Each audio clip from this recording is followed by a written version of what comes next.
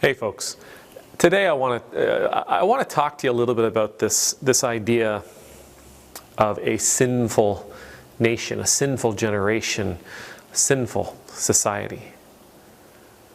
I want to talk about that a little bit. You've heard it. I mean, you've heard it especially from Christians, that this is a sinful nation. Because of the laws we have, we are just setting ourselves up to be the recipients of a great deal of smiting. That God's wrath is going to come raining down upon us and upon all we love and upon our countries and upon our communities and our societies, and God will leave no two stones together, that the destruction will be massive and rampant, and everything that we love will be taken away because we are sinful, we are unlawful, we are disobedient. Now, a lot of times those arguments come along because of some of our laws, because of some of the things we have grown to accept, because of some of our stances on issues. There's a few of them out there. That whole Roe Wade thing.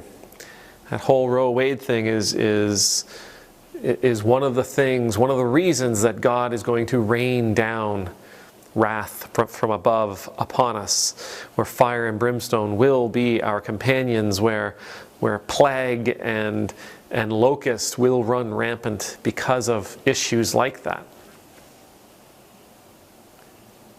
But there's also our stances on same-gender marriage, the acceptance of the LGBTQ community as human beings,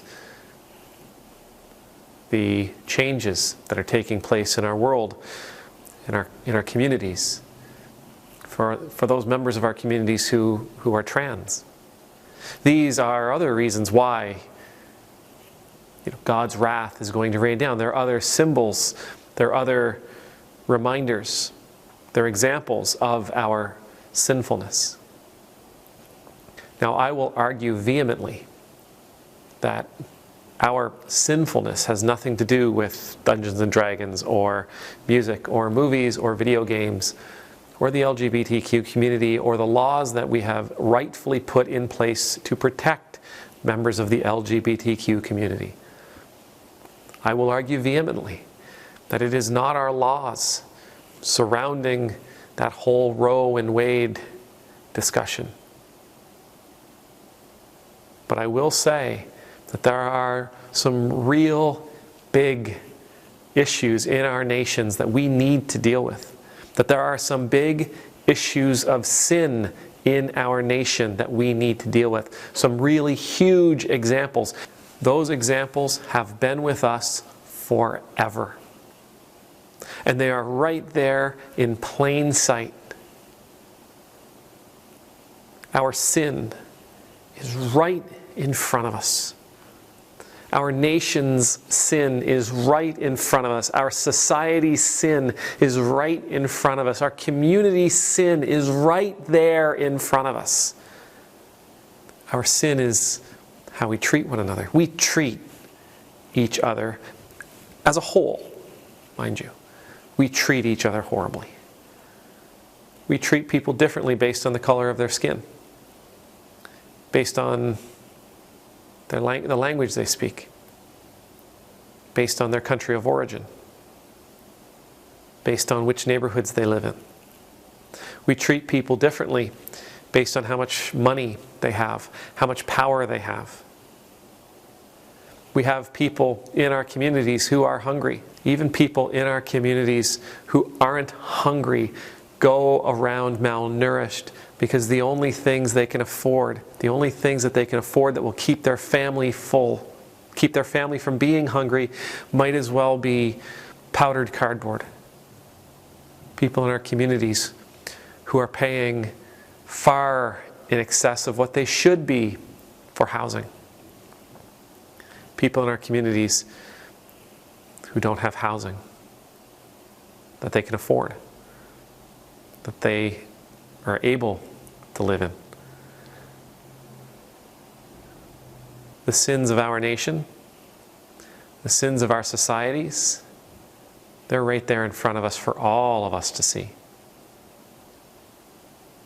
But more of us need to get on board and do something about it. More of us need to understand that in much of Jesus' ministry, he focused primarily on how we treat each other, how we are willing to love one another, that we must be willing to love one another, that we must be willing to love friend and family and stranger. We must be willing to love the powerful and the vulnerable. We must be willing to love the rich and the poor. And as a matter of fact, he always seems to put the onus on loving those who are in most need of it. He says that it's easy to love those that you want to love. It's easy to love those who can reward you somehow. It's difficult. It's difficult it's difficult to love those who can't pay you back, who have nothing to give you. It's difficult to love those who don't give you a reason to love them. So, if you want to talk about our sinful nations, that's fine. Happily talk to you about our sinful nations.